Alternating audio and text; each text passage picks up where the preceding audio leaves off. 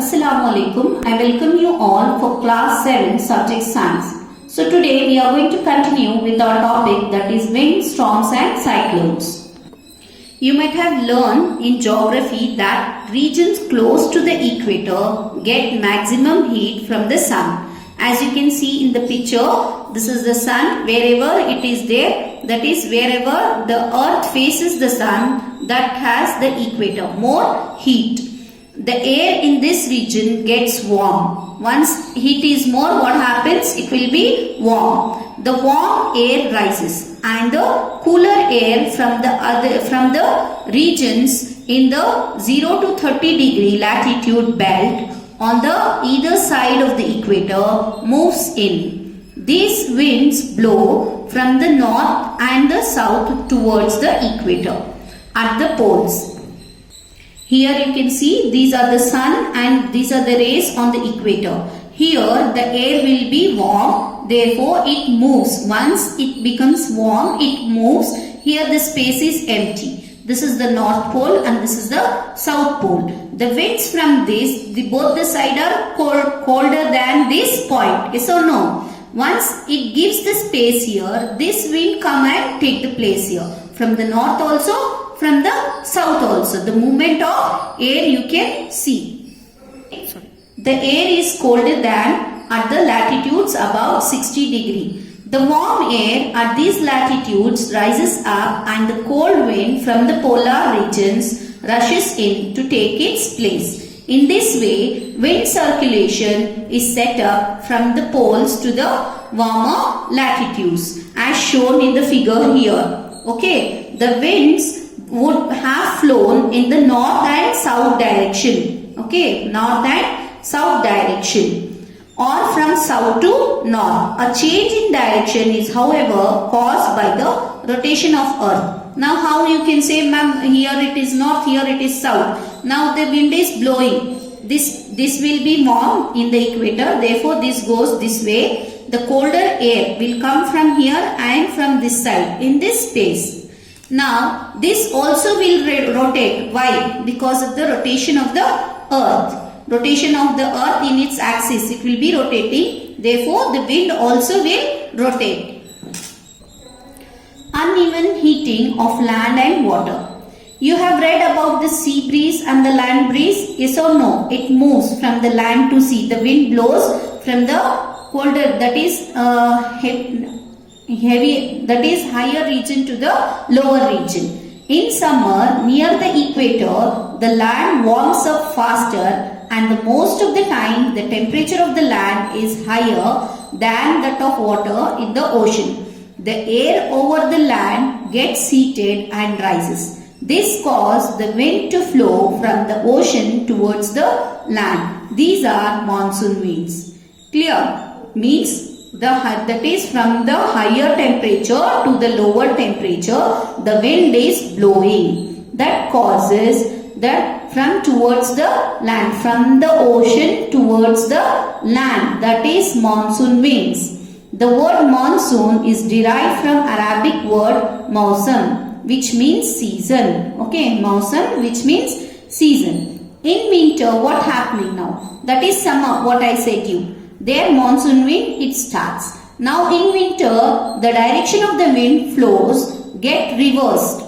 It flows from the land to the ocean. Okay. First was from the ocean towards the land. That is here you can see this is the oceans. Towards the land it is going. And in winter season it will be opposite. Okay. From the land it's coming. This is from the land towards, that is ocean towards the land, the blue line. The blue line shows from the ocean to the land, that is the monsoon winds. Again in winter it comes from the land towards the ocean. The winds from the oceans carry water and bring rain. It is a part of the water cycle. This already you have learned, the sea breeze and the land breeze, because of the water cycle. The monsoon winds carry water and it rains. Okay, the monsoon wind, because it is from the ocean going towards the land. This has the water droplets within. So it moves and it causes rain. Cloud brings rain and gives us happiness. Farmers in our country depend mainly on rain for their harvest. There are many folk songs associated with clouds and rain. Sing and enjoy with your friends. If you know such a song, here is one for you. As you can see here, there is one for you which is given in the page 86. However, it is not always a happy ending. Rains often create problems. Can you list some of the problems? You can now. In nature itself, there are certain situations that can sometimes create disaster. If rain is heavy also, it is disaster. If it is no rain, then also it is a disaster. We need a proper raining, yes or no? If it is heavy rain, it is known as floods. If it is no rain, then it is known as droughts. Both are problematic. So we need a proper rain so that the farmers can get the proper crops in their fields. Let us study two situations, that is the disaster, that is the thunderstorm and cyclones. The first one is the thunderstorm. Thunderstorm develop in hot, humid, tropical areas like India very frequently. The rising temperature produces strong upward rising wind. These winds carry water droplet upwards. What's happening here? The water is getting heated and it is moving towards the land, where they freeze and fall down again. The swift movement of the falling water droplets along with the rising air create lightning and sound. It is this event that we call a thunderstorm. If a storm accompanied by lightning, we must take the following precautions. Okay. Do not take shelter under an isolated tree. Means a single tree is there, you should not go and stand there. If you are in a forest, take shelter under a small tree. Do not lie on the ground. We have to take care of the thunderstorm. Do not take shelter under an umbrella with a metallic end. Do not sit near a window. Open garages, storage shed, metal sheds are not safe place to take shelter. A car or a bus is a safe place to take shelter. If you are in water, get out and go inside a building. These are the things which we have to take care at the time of thunderstorm. How a thunderstorm becomes a cyclone now? You know that the water requires heat when it changes from liquid to vapor. Yes or no? When we heat, the liquid will change into vapor state. Does the water give back heat when vapor condenses into liquid? Before cloud formation, water takes up heat from the atmosphere. What's happening? Before clouding, the water will take heat from the atmosphere to change into vapor. When water vapor changes back to liquid form as raindrops, this heat is released to the atmosphere. Again the heat is coming back. Once it is absorbed in the form of cloud, again if it is falling, again it will release the heat.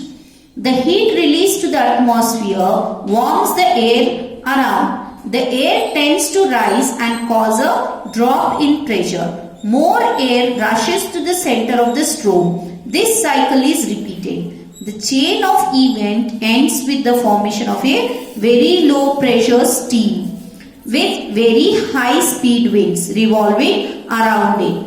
It is this weather condition that we call a cyclone. Factors like wind speed, wind direction, temperature and humidity contribute to the development of cyclones. Okay. Now here in the picture you can see how it is being pressured here. It will be like the center of a cyclone is a calm area. It is called the eye of the storm. Okay. What it is called? Eye of the storm. A large cyclone is a violently rotating mass of air in the atmosphere. You can see the picture. It will be rotating and it will be moving. 10 to 15 kilometer high. The diameter of the eye varies from 10 to 30 kilometer. It is a region free of clouds and has light winds. Around this calm area, clear eye. It will be rotating. The wind here, this center will be same, that is the eye, and it will be rotating. The wind is rotating and making. Okay. Around this calm area and clear eye. This is a cloud region of about 150 kilometer in size. It is not a small size. How much big it will be? 150 kilometer. In this region, there are high speed winds and thick clouds with heavy rain. Away from this region, the wind speed gradually decreases. Once it is moving away, it reduces, it decreases. The formation of cyclone is very complex process. Here you can see just the picture. Okay.